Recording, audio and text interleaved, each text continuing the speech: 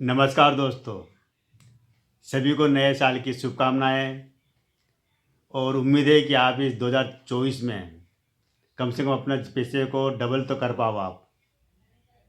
अच्छे शेयर में इन्वेस्ट करोगे तो आपको 2024 आपको दुगना-तिगना कमाई दे सकता है।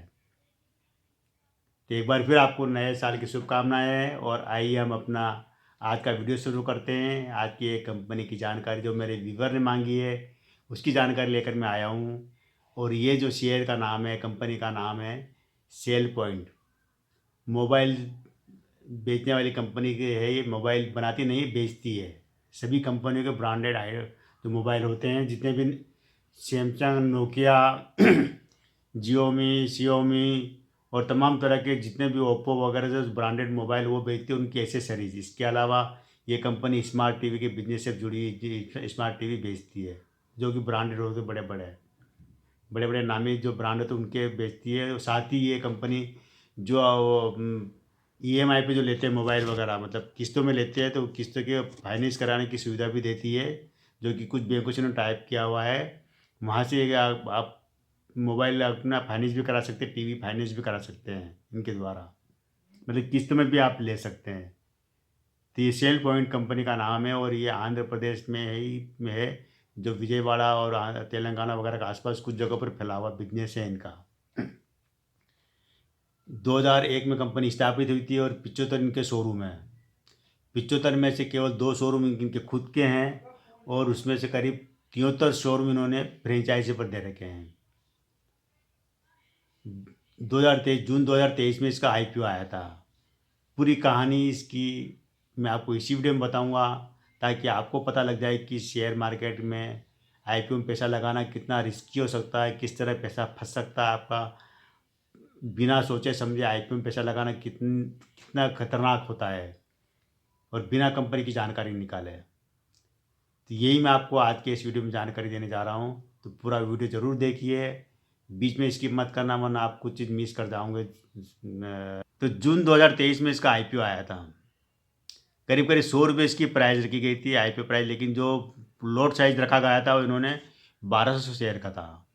मतलब है कि कम से कम आपको जो इन्वेस्टमेंट करना है तो करीब 1,20,000 का इन्वेस्टमेंट था इसमें। इससे कम में आप आईपीओ में पैसा नहीं लगा सकते।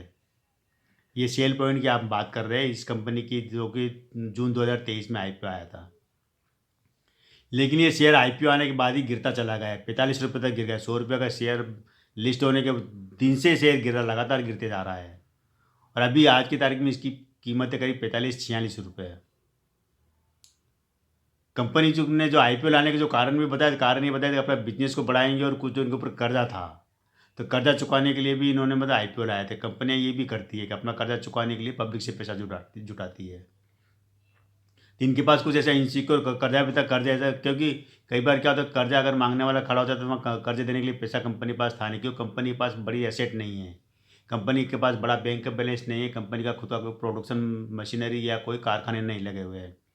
टोटल जो बाहर से माल आता है दूसरी कंपनियों का माल बेचते हैं उसी से जो इनको कमीशन मिलता है वो इनकी कमाई है। लेकिन उस कमाई में से बहुत बड़ा हिस्सा इनका चल जाता है फ्रेंचाइजी जो इन्होंने दे रखी उनके पास चला जाता है, क्योंकि इनके खुद के केवल 2 शोरूम हैं।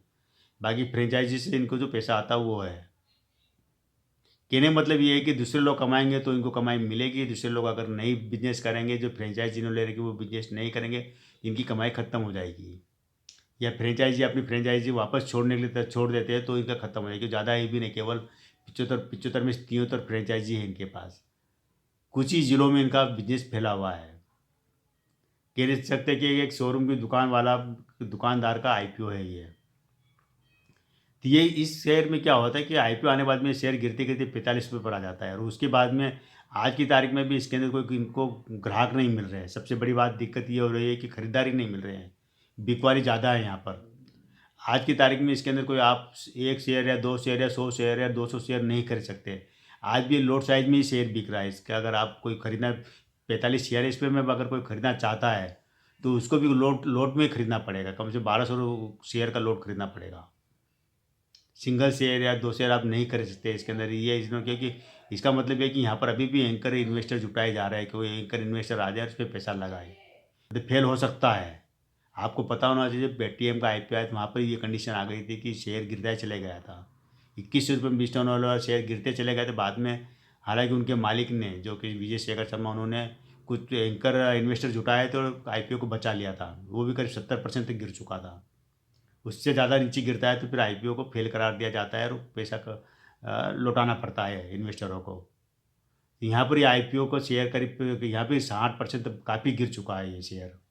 जिस लेवल पे ये लिस्ट हुआ था वहाँ से करीब 45-46 पे गिर चुका। मतलब अगर इससे नीचे जाता है ये 45-46 रुपये पे, अगर यहाँ पर कोई इनको बड़ा एंकर इन्वेस्टर नहीं आता है, कोई बड़े पैसा डालने वाला नहीं आता है इसके अंदर, लेकिन कंपनी पैसे डालने वाला, देखिए कंपनी के पास बड़ी एसेट नहीं है, कंपनी के पास बड़ा बिजनेस नहीं है और कोई सपोर्टिंग बिजनेस नहीं है, केवल एक दुकान, मोबाइल की दुकान खोल के रखी है, उसके आधार पर ही आईपीओ लाए हैं।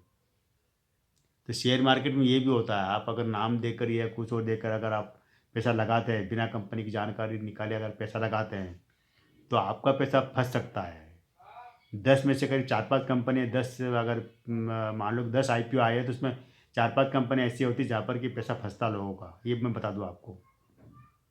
तो आपको ज़रूर ये ध्यान रखना है कि इसी जब भी किसी आईपीओ में पैसा लगाओ तो वहाँ पर पहले कंपनी की जानकारी निकालो। और जानकारी में क्या क्या चीज़ देखना है बता देता हूँ मैं आपको, कि कंपनी के ऊपर कंपनी के पास कितनी एसेट है, मतलब कैश कितना है और अचल संपत्ति कितनी है, उनके पास कैश फ्लो कितना है, कंपनी का बिजनेस कहाँ तक फैला हुआ है। जैसे अभी सेल पॉइंट है, इनका बिजनेस केवल कुछ जिलों तक ही फैला हुआ है। कह सकते हैं अगर दक्षिण भारत में, अगर पूरे दक्षिण भारत में फैला होता तो भी हम मान सकते थे कि चलो 2-3 स्टेट में फैला, 2-3 स्टेट में क्या, एक स्टेट में भी पूरा फैला हुआ नहीं है।